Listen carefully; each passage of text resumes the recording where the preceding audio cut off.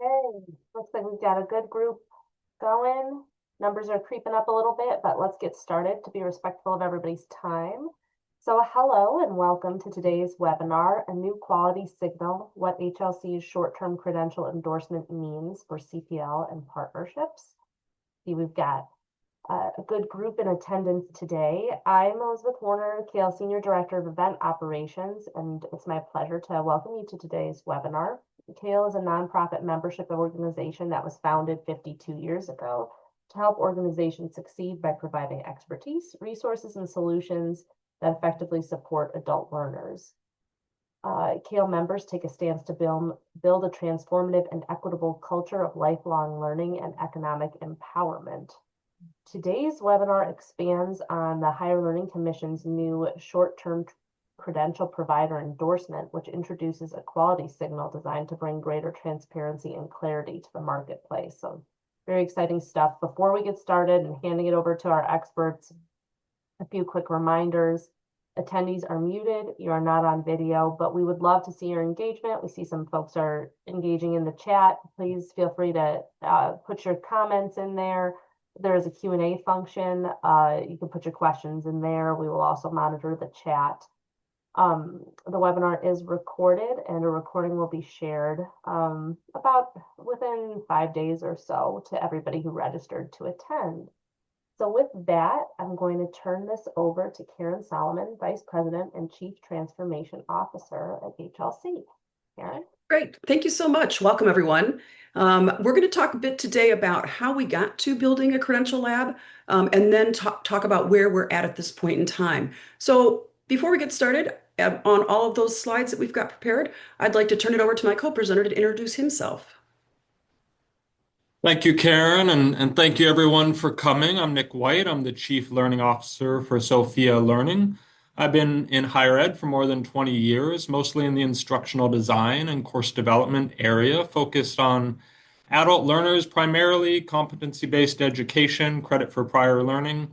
I've done continuing education, university courses, credit, recommended courses, all kinds of different kinds of courses.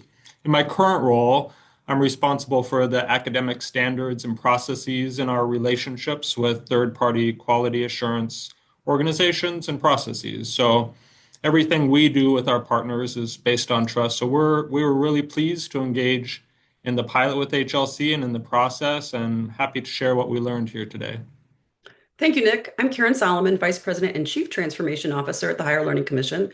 I've been at the Commission for quite some time and previously managed a portfolio of institutions and served as their staff liaison for all things related to accreditation. The Higher Learning Commission is one of the institutional accrediting agencies. We accredit about 950 institutions over more than 20 states.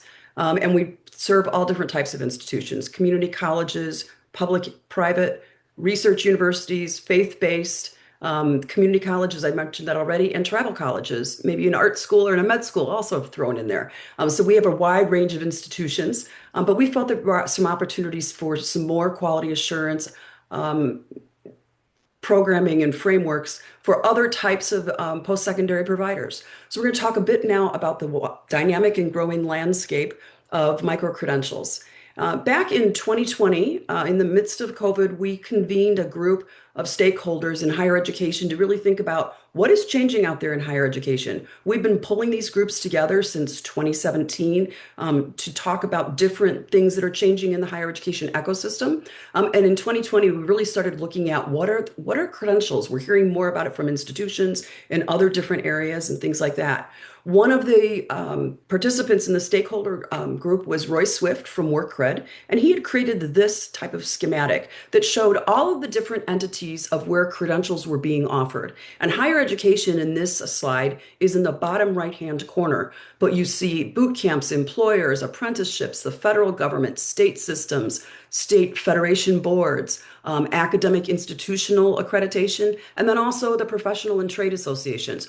All of them are providing different types of credentials in a variety of different types of ways, sometimes for employees, sometimes for others.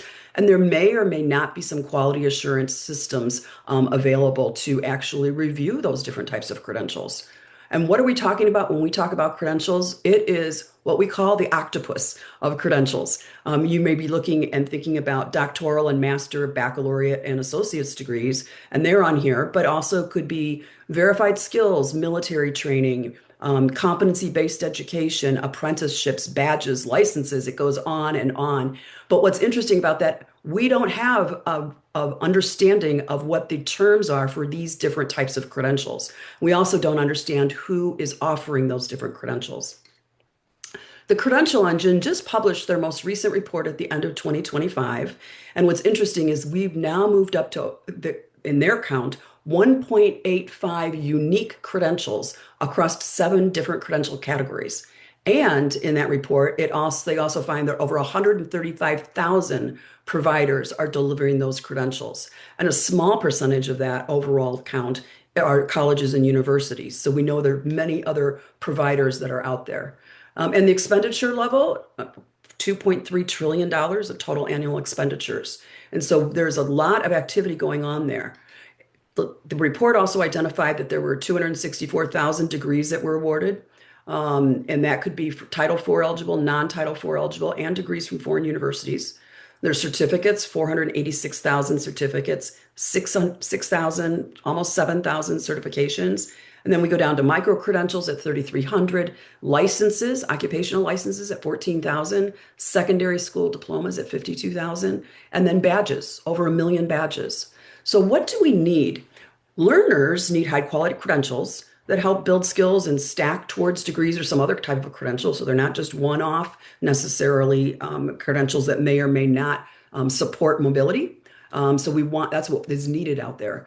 And we need to provide on-ramps and off-ramps so that those learners can get education as they need, whether it's to upskill, reskill, future skill going forward. Employers and industries and workforce need reliable information about the credentials. That octopus that I just showed you out there, in higher education, we may be able to talk about it, but how it translates outside of higher education is really, really challenging. So we need to find ways to identify what credentials are of quality and should be considered of value by employers.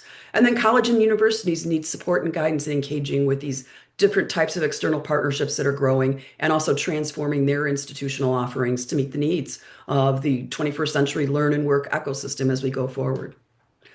So we're going to talk now a bit about the Credential Lab, and Sophia is actually involved with the Credential Lab. So we're going to talk about Sophia's engagement with the Credential Lab and the process that they went through going forward. And then we'll talk a little bit we'll go through definitions and the steps in earning the endorsement and the different categories we review for, and also the timeline of review to become an endorsed provider. And then I'll close out with a little bit about the other side of our Credential Lab, which is called the Innovation Center. So we have 2 streams in the Credential Lab. One is the short-term credential provider endorsement.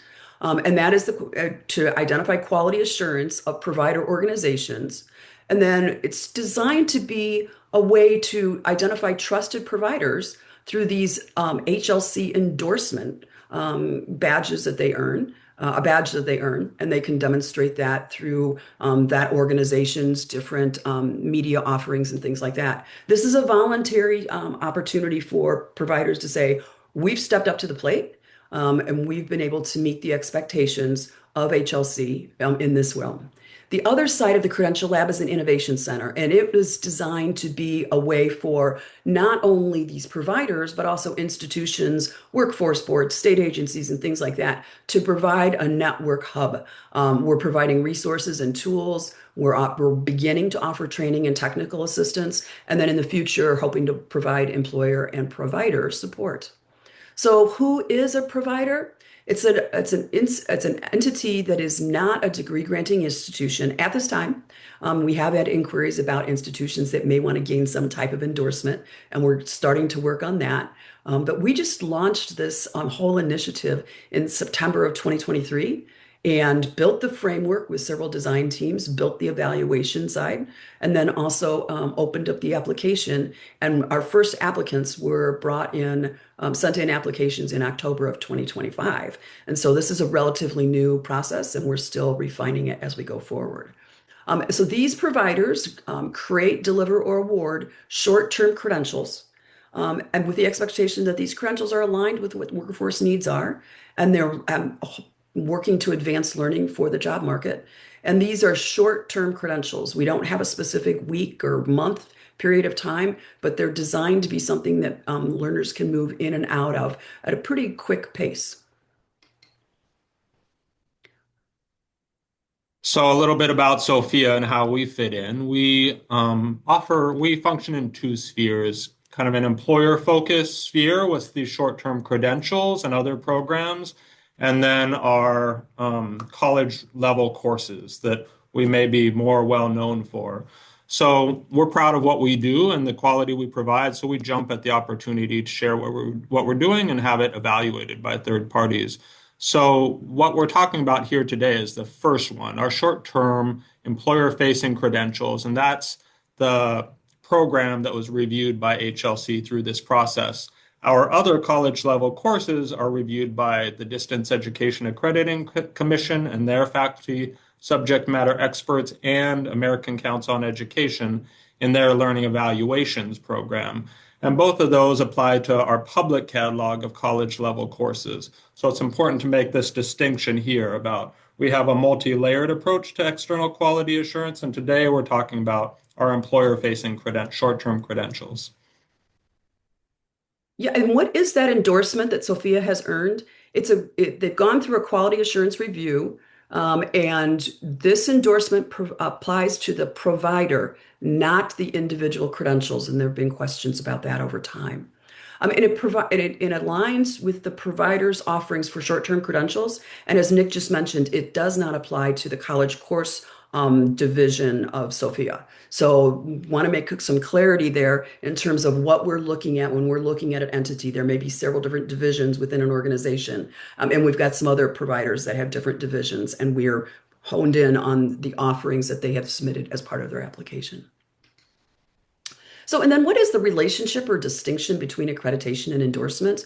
And there have been many questions about that. So accreditation is a system of evaluating a college or university, where the endorsed provider, we are evaluating the provider. So there's some similarities there, but we evaluate the university or college or university on some other functions than we do with the providers. So these providers may work independently in partnership or in partnership with colleges and universities, or they may work with employers, or they may actually deliver directly to learners themselves, but they are not colleges and universities. And as I mentioned previously, we've got some universities that are colleges and universities are saying, we might like an endorsement.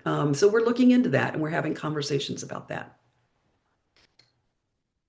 And so how can the endorsement assist institutions? This is a really interesting point. So when we were building the framework, we had some institutional representatives on that team, and they said, we work with providers in many situations, and it would be helpful to have some vetting process so that we know who to start talking with and who we may want to say, before we start having communication with you, why don't you consider the HLC endorsement process so they have that third-party verification of quality before we start moving into conversations. So it's designed to help our institutions sort of sort through who are the providers that they may want to start opening those doors for conversation and potentially working with going into the future. So Nick, what is your relationship with those offerings that you've built up going forward?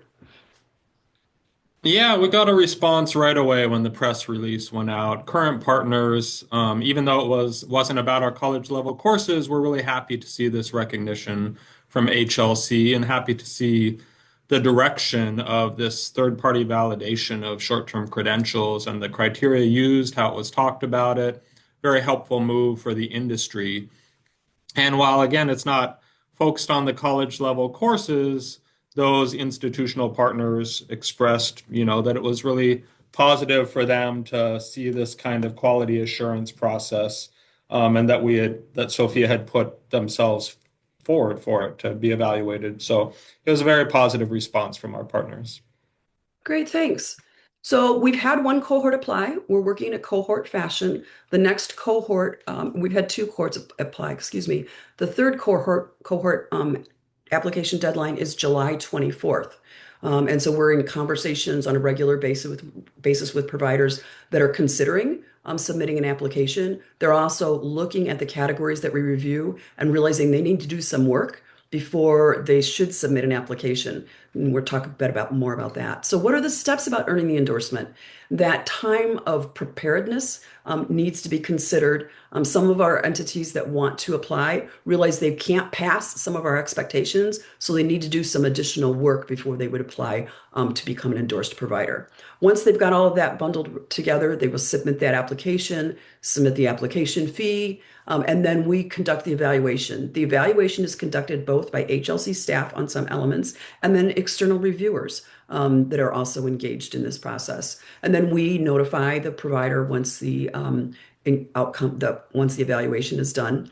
And then if approved, the providers receive HLC's endorsement toolkit, which provides access to that badge that I just put up on the screen previously that they can use to demonstrate that they are an endorsed provider. So what are the categories for review? So we've got three major categories for review at this time. The first one is about stability, operational strengths, and short-term workforce credential offerings. We want to know that it's a legitimate organization that has authorization to operate here in the United States. We are not international at this time. We're looking for the institution has found sound financial and legal conditions, and we utilize Dun & Bradstreet as a way to evaluate the financial stability of the organization. We want to ensure that institutions have data privacy and security in place in its technology and operations. And this is one of those areas where we're expecting that the organization either has SOC 2 or ISO 2701 certification. And that's where many of the providers are saying, well, we need to do a little bit of work to step up to that. We're also expecting, as we're trying to raise the whole ecosystem, that any provider that applies to HLC is already identified in the Credential engine, which is the registry of credentials that has been building for the last several years across this country. And so if the provider issues credentials directly to the learner, they must get the Credential engine number before they can apply to HLC. We're also looking to see if they have other recognitions or references from other organizations such as One Ed Tech and things like that. And then also that we receive information about the offerings that we will consider under that short-term workforce credential bundle. And that may include certifications, certificates, micro-credentials, badges, and other relevant offerings. And in a bit, Nick's going to talk a little bit about what they are offering at their organization. The second category is about how these credentials align with workforce needs and assurance of learning. So it could be that there's workforce, employer, industry information. It could also be that these providers are working directly in collaboration with workforce to build these, not just relying on data and different types of forms. Processes that are in place to ensure that alignment is not only appropriate at the time that the credential is created, but is also updated on a regular basis with regular review processes going on. There's their identification of knowledge, skills, and abilities in these offerings that are outlined, and expectations for achievement. And then information provided on the types of learning assessment or validation that's embedded within those credentials to assure that the learners are meeting the achievement needs. This has been a really interesting part of the application, is to see how much work has gone into building these credentials by these various providers. You want to talk a bit about your credentials? Yeah, so now we're getting into the nitty-gritty. Yeah. The first category is Spanish, but very functional Spanish for people in the workplace. So the first request came from a big pharmacy, and they asked us to build a course for pharmacists, for pharmacy staff to speak Spanish to customers. And so they were very prescriptive. We then extended that to additional sets of Spanish courses for similar use cases in other areas. The rest of these courses are all for healthcare. Actually, if we could just move on to the next slide, I'll talk about how we built them. So in the first case, the pharmacy chain and then other employers gave us very specific criteria of what they wanted, terminology, etc., to be effective in that environment of the pharmacy, nursing, or business leadership. And so we took those detailed requirements from the employers and built them out with subject matter experts and instructional designers, and then took them back to the employer partners for validation, review, etc. The second set were also identified by employers, but by senior leaders, by chief nursing officers in similar roles that were on a university advisory board. And so they set the high level curriculum, and then we worked with industry documents and research and built out the curriculum. And then we've continued to update it. So it's two different models of ways to work with employers and how we brought that employer voice in to make sure we had the right curriculum to teach the right skills. And I think that's been what has been an interesting aha for staff at HLC is to see how closely aligned these providers are with industry and how they're constantly engaging to make sure that the curriculum is what the industry is really wanting, needing at the point in time. So we offer these quite broadly through partnerships to employer partners, through institutions, and some of those healthcare courses are direct to learner as continuing education. So far this year, we've had around 300 students complete their courses and receive the Credly badges as their credentials. Could you just briefly, Nick, explain what a Credly badge is to some people that may not be familiar with that term? Oh, sure, sure. It's a micro credential delivered digitally. Um, there's so much confusion in this space, Karen, about what is the right terminology. Badges is commonly used or micro credentials, but essentially a digital delivery of what the credential is, what the learner did to complete it, what organization issued it, and a variety of other metadata. Do you have any more specifics on how HLC thinks about that? No, I just wanted to make sure the audience, if they're trying to gain more information, this may be something that they would want to get more information about. There's Credly, there's Accredible, there's a couple other different organizations that store this different type of information, this data about the learning and document that that badge has been verified by the provider. Yeah, early on you used the term Wild West, and I think it's still true that the use of terminology in the space is still kind of a Wild West, and nobody is charged with being the arbiter of what the right definition is for terms, so it's a little tricky at times. Right. And it's the Wild West just in the same way it was over 100 years ago when high schools were created and we couldn't figure out what was the difference between a high school and an academy and a college. So we're at a similar traditional transitional point in education. The third category for review is about learner information and protections. We're looking to see is much of the information publicly available for the learner as they're trying to make a decision whether they want to earn some of these credentials. What's business continuity or what processes do organizations have if they're not able to continue or they need to sunset an offering or things like that? What are the learner complaint policies, the refund policies? And if the the provider collects learner information that's personally identifiable, what data protection policies and processes do they have? That links back to the first part when we talked about the SOC 2 and the ISO 2701 certifications from external parties that do a deep analysis and audit of the different types of systems, structures, and protections that the provider has in place. Also looking to see what the learner records and retention policy is for that information. That's if the provider issues and stores that learner credential records. Sometimes the provider may build the curriculum and may create that certification or that credential, but it actually may be awarded potentially by a college or university or things like that. We're also going to see what the learner accessibility policies and processes are and whether or not the provider offers accessibility accommodations. And then lastly, what the provider is doing regarding the use of AI and how they disclose that and the policies they have around that. So it's how the learner would be using or not using AI. This area here has been really interesting for many of the providers who had never considered something such as a complaint policy or a retention policy. And so some of our providers have said, we need to build policies and processes around that. And they've said, we'll be back, but we've got some work to do. So once again, we're trying to raise the expectations across the ecosystem and say, this is a common framework that we should be considering. And hopefully, as we move the credential lab out and more people become aware of it, they start to realize if I'm going to earn a credential, I want to make sure that I've got it coming from an entity that has some of the safeguards that I would want as a learner. The last part of the application then is an agreement to some of our commitments that we expect.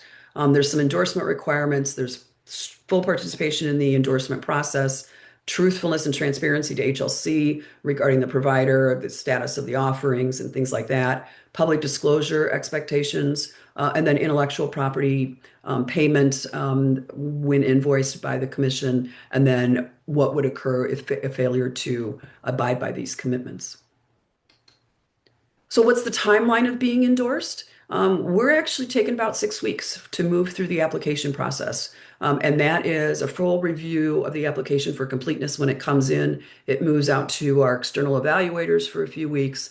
We come back in, see what the evaluators have made determinations on, where they had some questions in the application or some parts of the application that needed some clarification. And then we go back to the provider and give the provider some time to pull that information together so that we can complete the review process. They submit that. We go through our process and make a determination about the endorsement. The endorsement is good for 24 months. And at the 24-month mark, there will be another review of the provider, probably not in the same way that we evaluated at the application stage. We're in the midst of building that as we learn more through the applications that we're receiving, what we need to be really focused on at that 24-month mark. So Nick, what was your experience in Sophia Learning's experience in the process? Yeah, because we engage in these other third-party quality assurance processes, a lot of it was clear to us, and we have maturity around those categories that were described. We have SOC 2 and complaints processes and so forth. So a lot of it was quite clear. We had also participated in the pilot. So when we came to the formal process, we were mostly ready. So the time to complete the whole process would vary by organization, depending on how much lead time you need to prepare your documentation. But for us, it was a few months. We needed to work cross-functionally because, of course, SOC 2 is handled by IT and the complaints process by the learner-facing staff and so forth. So we need to pull all of that together, capture it, make sure it was all accurate. And yeah, it was a good experience, a clear experience, and bringing that third-party review lens to our short-term credentials with employers, I think was very useful because it helps us look at them across. And if you'll go on to the next slide, that really leads into the opportunities. If anybody on the call has done this kind of work with employers, you'll know that each project is very unique.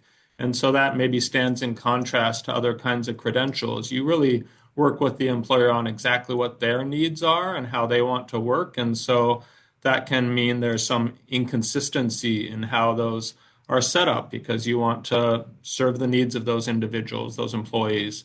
And so we need to going through this process brought that lens to look at them across and the commonalities and differences and think about, how do we define a credential, working with HLC, how do we think about the boundaries of the endorsement, where we talk about that, who we talk about that with, how we talk about it, how we think about within our instructional design team, the rules we use, the processes we use for the college level courses versus these workforce facing courses and where they should be the same and where they should be different.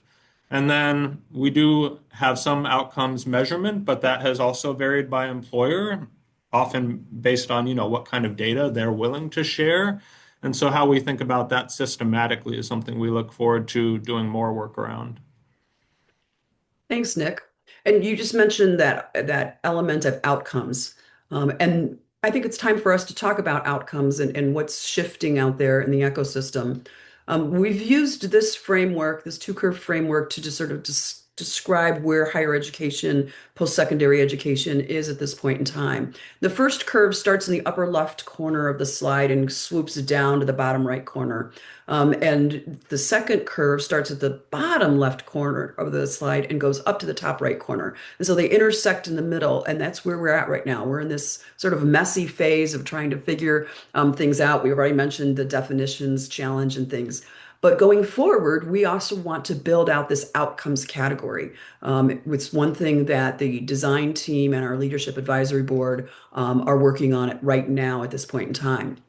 So we're looking at how to build a category that identifies how the provider identifies, assesses, measures, and then validates the outcomes metrics. And Nick just brought up that point. Sometimes it's challenging to get that information back from employers or even if you were direct to learners. So we're working on building this into our framework moving forward, looking at how the outcomes the provider identifies and claims are defined publicly, and then what those outcomes would be, and what the processes are to assure the outcomes that are claimed are measured, met, and verified.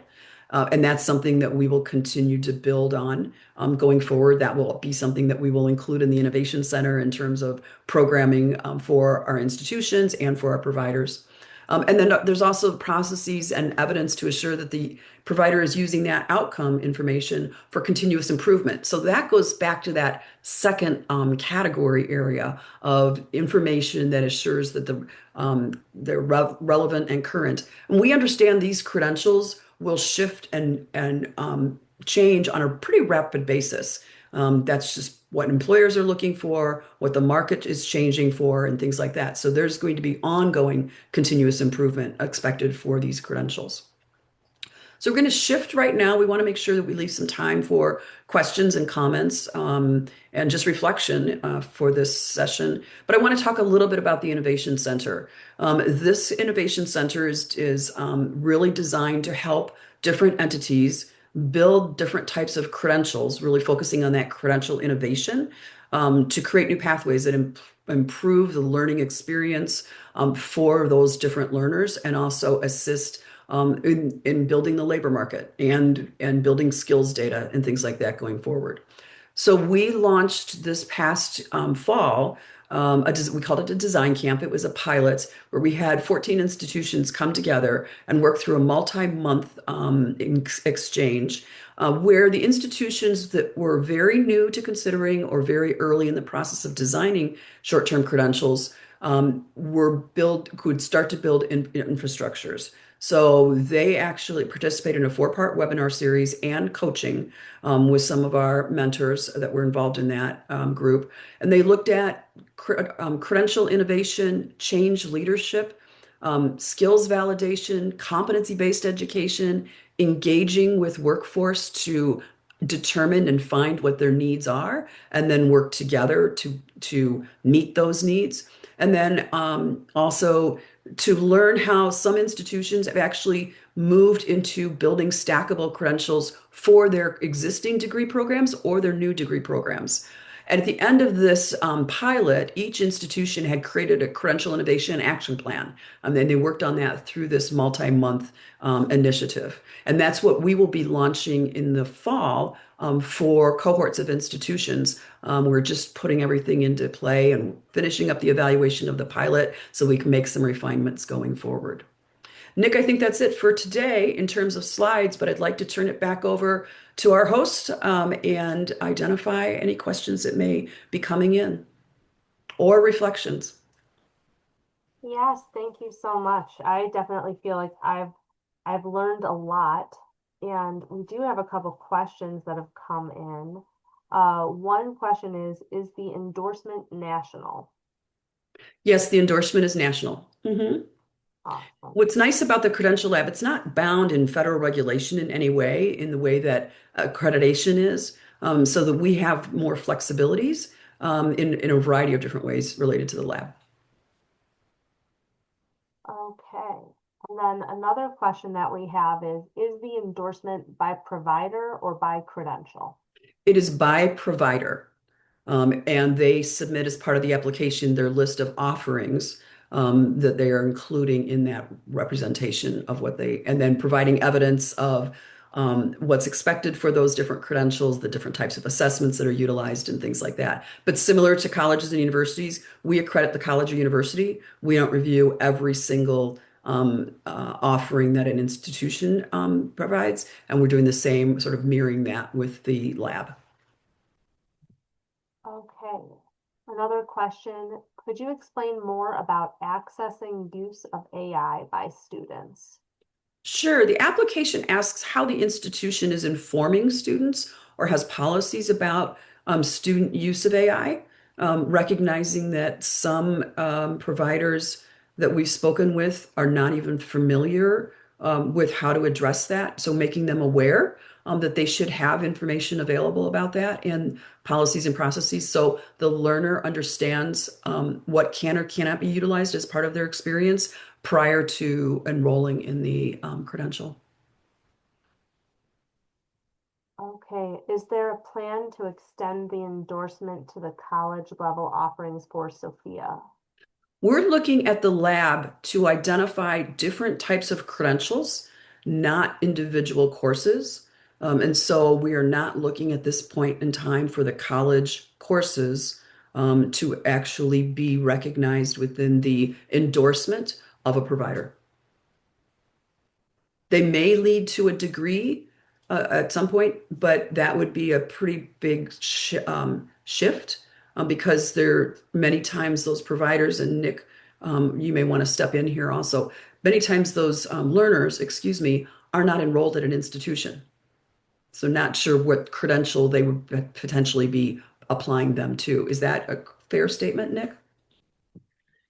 Or a correct Yeah, statement? it's a nuanced area. We seek to be a complement to our institutional partners, and the institutional partners are the providers of the credentials, the degrees. And so we are a support to the students and the institutions rather than the credential provider in that scenario. Okay, questions keep coming in, so I'm gonna keep firing them at you. Will the training you mentioned for the fall be available to any institution or will you need to apply? This fall, because it's our first time offering it outside of the pilot, we will open it up to our member institutions first and then to any other institutions. That's just the practice that we've had at HLC, and we'll continue to follow that. Okay, what is the endorsement value to a credential that is already NCAA accredited? Could you repeat that again? I missed part of it. For sure. What is the endorsement value to a credential that is already NCAA accredited? Nick, do you want to step in on this at all? I don't know the answer to that. If the person asking the question could give more details, perhaps we could answer it more effectively. Yeah, I don't have a background in NCAA accreditation, so I can't answer that either. So yeah, a little bit more background would be helpful. Okay, feel free to add to the chat if you have more context for that question. Um, Another question, can we build credentials out for CPL towards a degree? Um, we're looking, I, we're looking to see how the provider is providing offerings that actually the provider would be building the outcomes expectations, or excuse me, the goals and outcomes of that, evaluating the learning through assessments, and then making determinations. So if the credential, if I'm reading this question correctly, um, credentials could be actually built for and gain credit for prior learning that could be applied towards a degree. That would be something that Nick, even in some of your current offerings, could be applied towards some of the different degrees. They could earn that credential, and if that institution agrees to honor that credential and the learnings that are baked into that credential, it may be applicable. I can see some use cases for that. Nick? Yeah, they're not mutually exclusive. In this case, the offerings we built for employers were more short form than the courses we put forward for credit recommendations with ACE or through the DIAC AQC process. But that was a function of what the employer asked for in terms of the purposes of those courses. But you could have courses that were also recommended for credit and eligible for credit for prior learning. And it could also be something that is an option for a degree to also have that credential, to earn that credential, may be something that may have value to the learner when they go out into the workplace. Okay, thank you. Have you had issues endorsing providers when institutions in that state are not accredited by HLC? We have not. We're not evaluating the provider in its relationship to an institution, regardless of whether it's an HLC accredited institution or accredited by another agency. No, and actually, several of our providers are not in states where we've historically accredited institutions. Interesting. Is there a public list of the endorsed credential providers? There is. I will pull up. I'm going to take down this slide, so we don't need to keep staring at this, and I will put into chat the the uh, the link. Awesome. Thank you. Thank you. And we've gotten some more context around that question. It looks like we meant NCCA accreditation by the Institute of Credentialing Excellence. I'm trying to determine if this endorsement has more value for those credential providers and creators that are not already going through the rigor required to achieve the NCCA accreditation. Thank you. That's really helpful. We are not linked to them in any way and have not evaluated the difference between them, relative, primarily because this is so new. We had our first wave of endorsed providers announced in March of this year. So we're at the very, very early stages, but it's a great question for me to take back and learn some more about. So thank you for clarifying and just raising the question. Okay, we have a question. Can you speak more about the intersection between the endorsement, review, and academic integrity and learning outcome integrity of the evaluated credentials? Once again, you're cutting out a little bit on my side. Could you repeat that Oh, again? so sorry. Here, No, it's not your fault. let's see if this is this any better? Yes, thank you. Okay. Can you speak more about the intersection between the endorsement, review, and academic integrity or learning outcome integrity of the evaluated credentials? Sure. We are using evaluators that are from colleges and universities that work with that integrity issue on a regular basis, and then also some other entities that are involved in the post-secondary credentialing and recognition processes. And they are the ones that are evaluating that integrity from a couple different places and a couple different venues. Nick, do you want to talk about how your organization prepares your credentials with that focus? We do a lot of work and are working every day on continuing to evolve our approach to academic integrity. I could go on at great length about this, so I'm tempted to say I'd love to follow up with the individual asking if they're looking for more of the processes, the philosophy, the tools we use. We have a multi-layered approach to academic integrity. And I have just put into the chat the list of endorsed providers. We had 4 providers come through in the first cohort, Sophia being one of them. Thank you for sharing that. Is there a tentative schedule for the next learning lab for HLC member institutions? Yes, the first learning lab will begin in October of 2026. We'll send out a call for applications in early September. We just put the schedule together. So it'll be October and run through February, and then there'll be another one that begins in April or May. Great. Sharing a suggestion from the chat. When working with providers, it would be helpful if clock hours are included in all information so CPL can be managed better.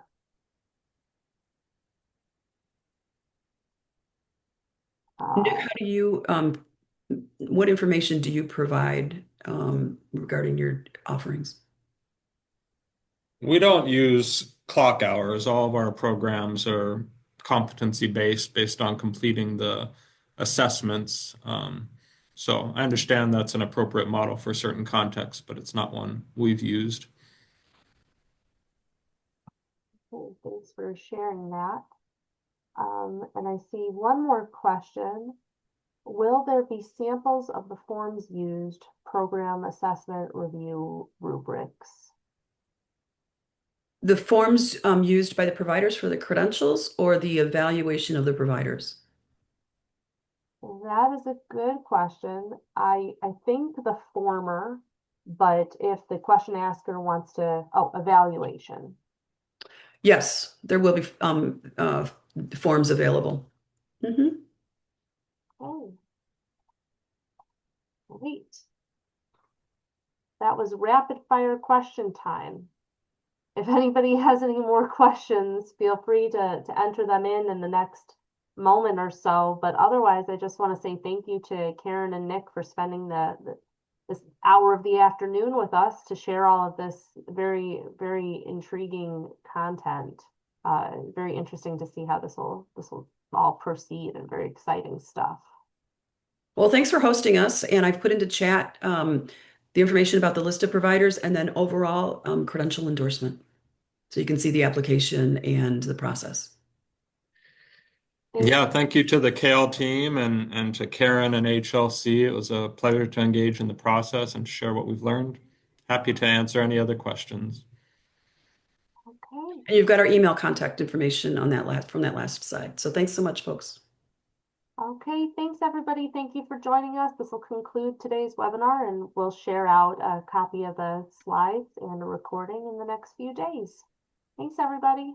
Thank you. Bye-bye. Thanks. Bye.